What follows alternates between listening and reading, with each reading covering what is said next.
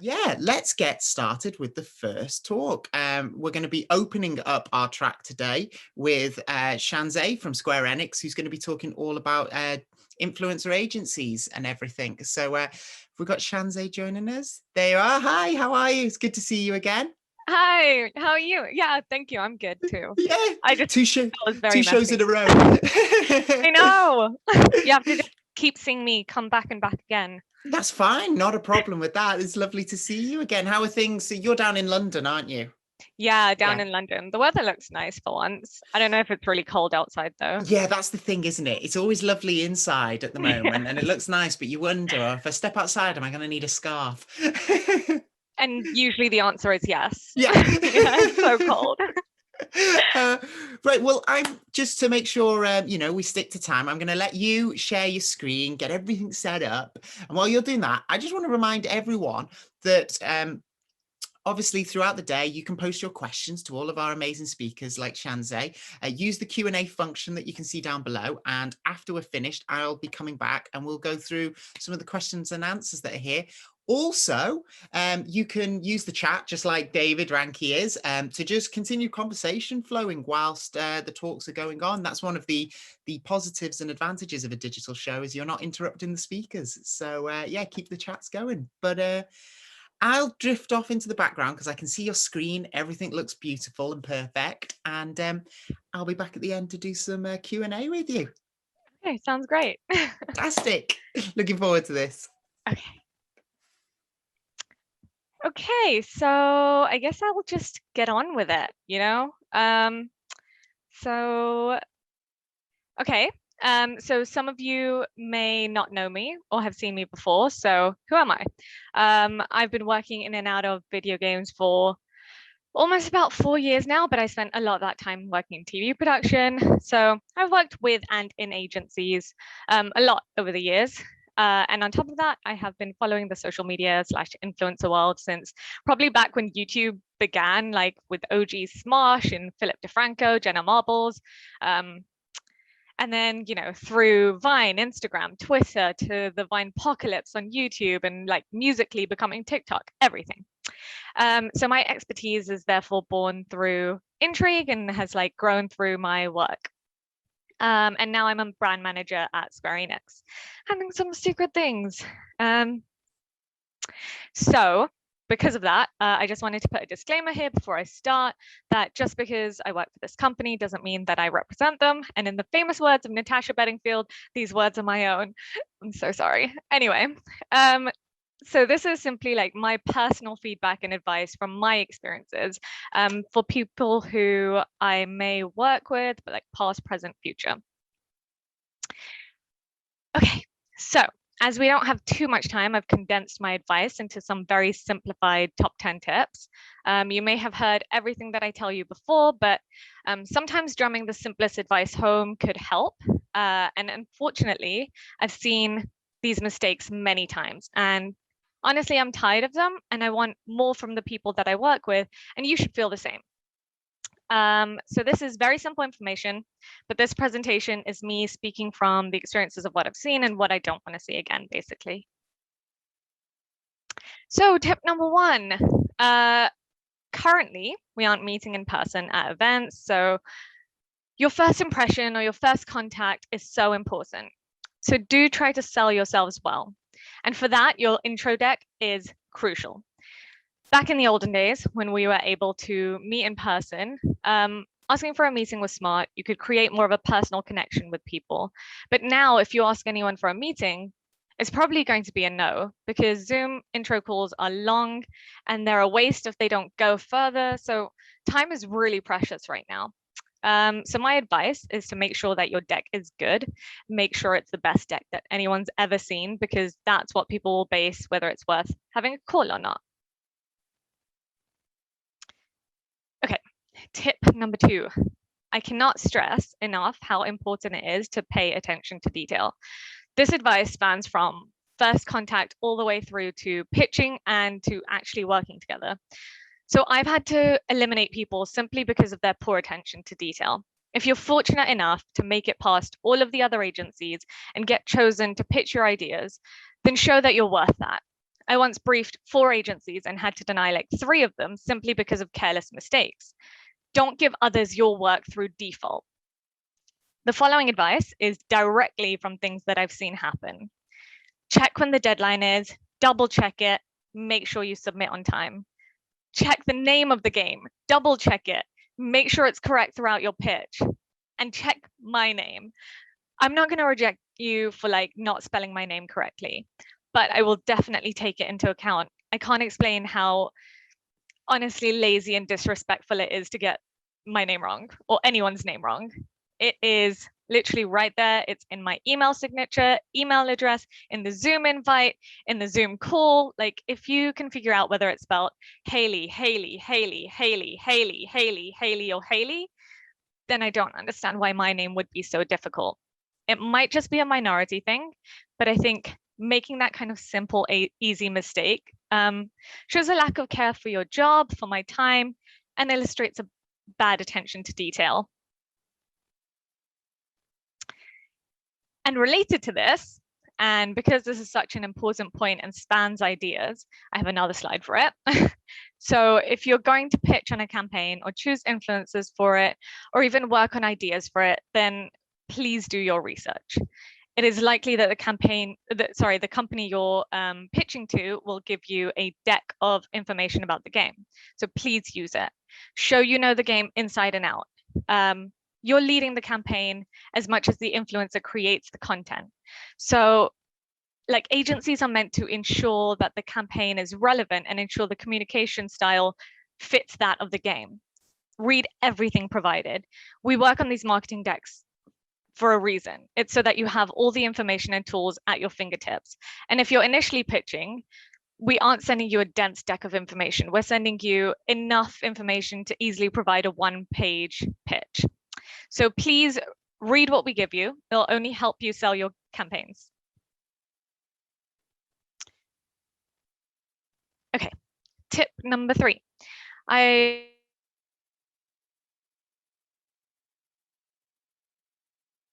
That brief when you're initially making contact. So you need to be aware of how often you're sending emails. And if it's every few weeks, then it's too much. Please don't clutter anybody's inbox. You need to find the fine balance between being in mind and not being annoying. Nothing is more off-putting than too many emails from someone that you don't need right now. There has to be a balance. A quick side tip when emailing about your company, if you aren't very known, or even if you are, put like a summary either in the email title within the email, because sometimes when I'm looking for influencer agencies or whatever agency, I'll go into Outlook and just type influencer agency or localization agency or whatever into the search box and see what comes up. That's like if I don't have a list or whatever. So yeah, that's sometimes how I find agencies. That's just a quick tip. So this next point is more of a personal thing, and I can't advise it for everyone, but personally, I like having people on my social media. I'll use LinkedIn as the primary example, as that is the main professional platform, although I personally prefer Twitter and others may favor Instagram or TikTok or even Clubhouse nowadays. Social platforms enhance your visibility. I can interact with you there. It personalizes you. It allows me to see the kind of person you are, your interests, your knowledge, your contacts. And I'll remember you if I see you on my socials. And if I see that we have mutuals, then I can ask for recommendations, or you can even mention it in the emails that you send me when you're asking for briefs. But again, I do not recommend that for everyone. Some people prefer their socials to be a private space, and you should be able to look through their previous posts and look through their whatever platform and see whether they use it for work. And in line with that, please be aware that if you're interacting with me on social media, that I can also see your posts. So please make sure the impression you're giving is what you would want to present to a potential client if that's the platform you choose to interact on. And another quick side tip is if you're interested in the esports scene, which greatly overlaps with the influencer industry, then I highly recommend that you use Twitter for work as well. So some further advice to that, and this is again just for me. I do not condone stalking other industry folk, but If I haven't been on Twitter for a while, not liking posts, I don't post that much anyway, but not posting at all, then it's probably because I have way too much work on my plate and too many emails already. So be wary of emailing me at that point, just because it probably won't be as effective. That also carries to other platforms like LinkedIn. If someone's usually very active and hasn't been for a while, then I think everyone distances from social media a bit when they're excessively busy.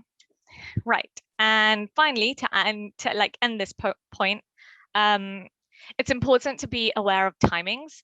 A lot of agencies message after seeing a title announced, but in mobile that could be right before launch. And at that point, I've probably already briefed agencies and possibly even chosen one. So yeah, just be aware of timings.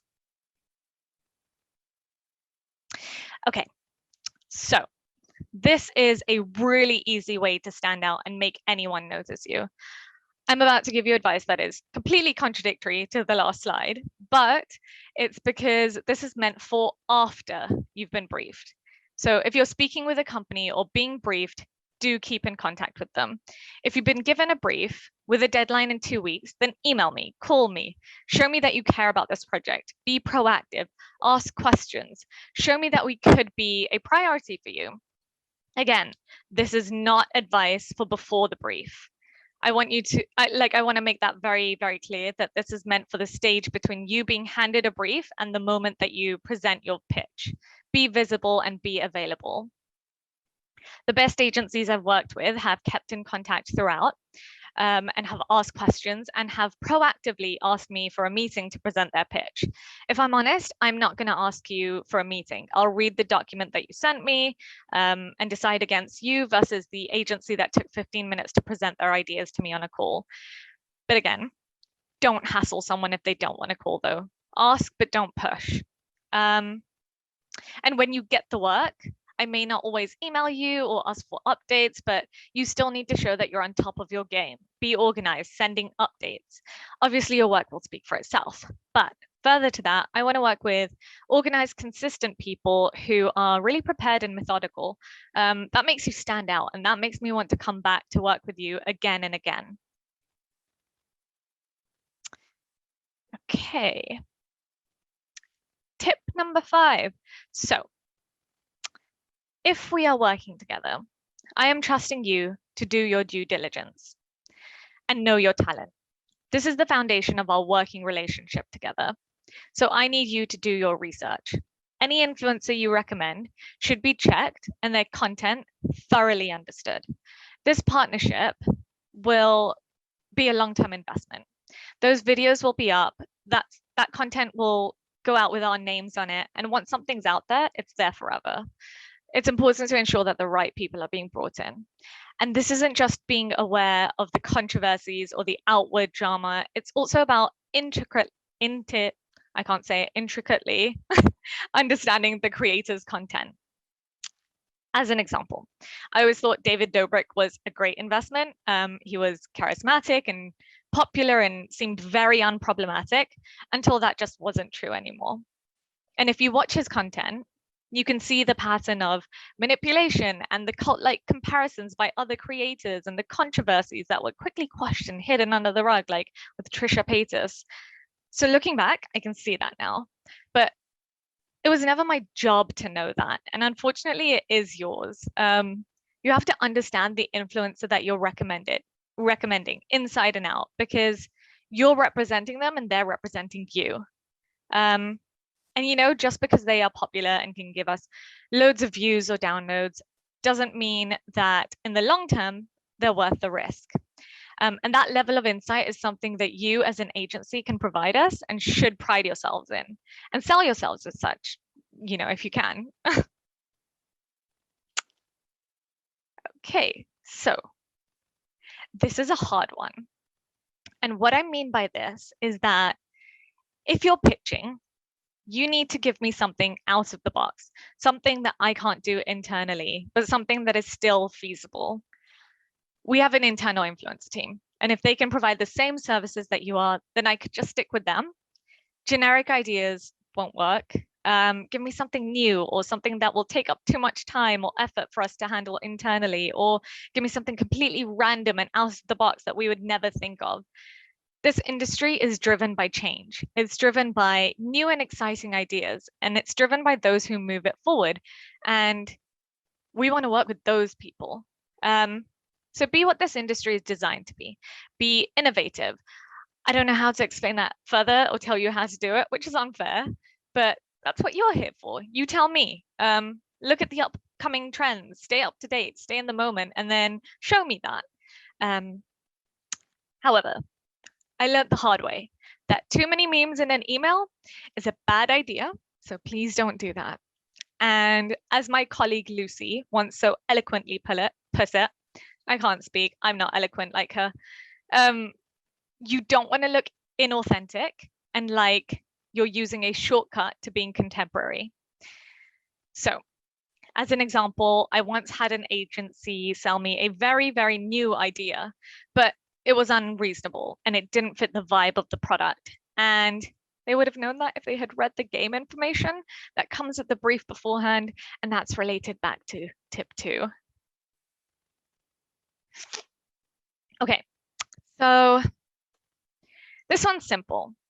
Our team is very much committed to EDI, like equity, diversity, and inclusion. And that extends beyond our internal team and to the companies or agencies that we work with.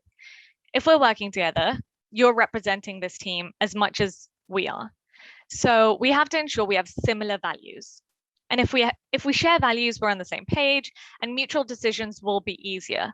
We'll have more trust in your decisions. You'll understand ours better.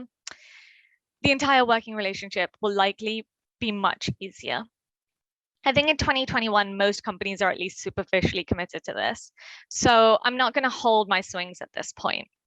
If you show me a sea of white faces and tell me that you're diverse because you have women on the team, then you haven't understood the term diversity. And therefore, I'm forced to conclude that you're not going to be able to handle or understand my project. I understand smaller companies will find this harder, but change comes through aspiration and goals. So show me you're committed to EDI and show me you're committed to your team's well-being. Honestly, down with crunch culture. Like, I will want to work with you if you're committed to this. This is incredibly important, not just for our industry, but for our society. If we aren't committed to it as a collective, then there won't be change. So we have to put our money where our mouth is, to be honest. I will always choose a diverse, healthy team. So make me want to choose you. And please, this is incredibly pertinent. Once you have the brief or the project, please don't present 4 white male influencers and 1 male person of color to me for a campaign. If you can't find a woman or more than 1 person of color or any other form of diversity from sexuality to disability, then I won't want to work with you. I want to see a range of faces that better represent our society and thereby our audience. This is particularly relevant to video games and esports where representation is already so lacking. And that's just another reason why using an agency could be so great, because you're introduced to people or influencers with audiences that you may not otherwise be exposed to. Different people and different publishers and different agencies will give this their own level of significance and importance. But I can tell you that our team in particular is very committed to this. Okay, so tip number 8, show me your numbers. So it's all well and good showing me an influencer's reach, and I like seeing like the quality of their content and things like that, but I also want to see the return on investment, especially in mobile. What is your CPI, your CPC, your engagement rate? Yes, there are some people that are looking for brand awareness campaigns, but personally, I won't spend money on an influencer marketing campaign that doesn't deliver me some customer gains, you know? Like, we're usually looking for consumer engagement. That's what I want you to share with me. Granted, there are certain things that can't be shared because of NDAs, but if you open the door by presenting that campaign, then don't share the numbers, then I'll be concerned that you can't deliver any numbers, you know? So be honest and be clear and show me how you've tracked the data. Show me how you've done. Show me how you'll do better next time if those numbers aren't the best standard. It's okay to learn from mistakes, but it's about clarity, and honesty. And that's who I want to work with. And please don't assume that big publishers want to work with big influencers. You know better than anyone that the more followers, the lower the engagement rate is likely to be. So show me a range. I want to see reach and I want to see engagement. My main aim for these campaigns is downloads. And having people play the game. So that's what I'm looking for. Okay. So Parks and Rec reference for anyone who didn't get that. So be clear, be honest, and be concise. Don't take us through the whole pitch process and then give us the runaround when it comes to pricing. If we give you a budget, then stick to it. You can try to upsell and give me different tiers of budgets or different types of campaigns, but please don't ever imply that certain budgets are imperative for a good campaign. It's not true, and we have internal experts who can debunk that in minutes. Be honest. A lot of this presentation has been about how you present yourselves, so be clear. Tell me what you can and can't do. Be honest about numbers, whether that is engagement or budgets through to your diversity numbers. Just be honest. Okay, tip number 10, ask for feedback. So this point is incredibly important, and I really appreciate all of the agencies that do this. The only way to learn and do better next time is to ask for feedback. Whether you were awarded the business or not, ask for feedback. After your brief, ask for feedback. After the project, ask for feedback. If you didn't get the brief, ask for feedback. It's obviously at the person's discretion whether they choose to provide any or not, but personally, I will always give you honest feedback, and I really appreciate anyone who asks for it. It makes me believe that you won't make the same mistake next time. So there probably will be a next time. So if you messed up this one, that's okay. Keep trying. Ask to be briefed again, especially if the feedback was somewhat positive. And honestly, even if the feedback wasn't that positive, I, for example, will add, please do keep in touch with those agencies that I do want to brief again. So don't give up. But there's a caveat to that. Please also do be aware of your standing and how you're coming across.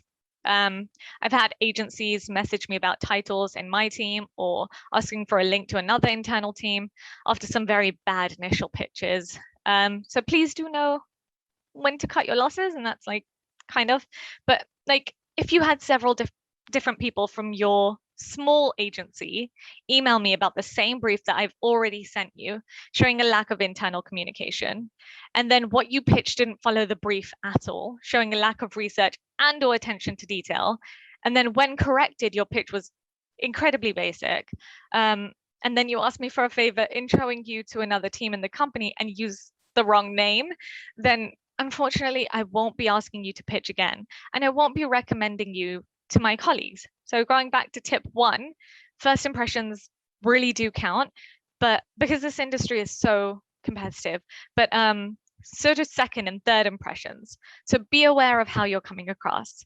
But also, don't give up. Anyway, so yes, please ask for feedback. Sorry.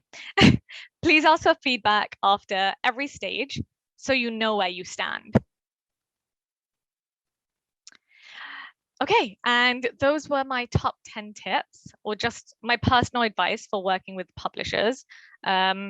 Everything should be taken with a grain of salt, because this is just my personal advice. And that is it. Thank you for listening. I don't know. Fantastic. Yeah. Thank you. No, thank you. That was brilliant. I always like talks that have everything actionable in stages, and that was brilliant. So there's a lot that can be taken away from that and used. So thank you so much. Thank you. We've actually got a number of questions. So in the interest of time, I think I'll just dive straight into the Q&A section, if that's okay with you. Yeah, that sounds great. I'm really nervous. No, it'll be fine. I have Ramadan brain. Nobody blame me if I can't answer them. So the first question we've got is, do you feel that agencies use copy and paste to reach out to several publishers? like that kind of wide net approach. Do you see a lot of that, like rather than taking the effort to create personalized approaches? Yeah, I mean, yeah, I see that a lot. But if I'm honest, because I think because I've worked in agencies before, I am a lot more I have more sympathy for that, because you are getting in contact with a lot of people and constantly. And I get that there's like numbers behind it and stuff. So I'm never like I never care too much whether it's like personalized or not. What I care about is the content of your email. So if it's Okay. too long and it gives me too much information, I'm never going to read it.